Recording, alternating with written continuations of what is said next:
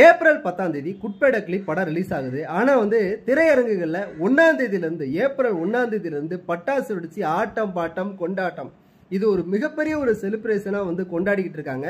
ஒரு தனி மனிதனுக்கு இப்போ ரசிகர் மன்றத்தை கலைச்சும் இவ்வளவு பெரிய கூட்டம் இருக்கு அப்படின்னா அது கடவுளோட அனுக்கிரகம் தான் சொல்லணும். ஆனா தலைக்கு இப்படிலாம் கொண்டாடுறது அவருக்கு பிடிக்காம ரசிகர் மன்றத்தை எப்பயோ கலைச்சிட்டார். நான் ஒரு நடிகன், என்னோட படத்தை தியேட்டர்ல மட்டும் பாருங்க, உங்க குடும்பத்தை பாருங்கன்னு எவ்வளவோ வாட்டி சொன்னா கூட இந்த மாதிரி கூமுட்டைகளுக்கு புரியுறது இல்லை.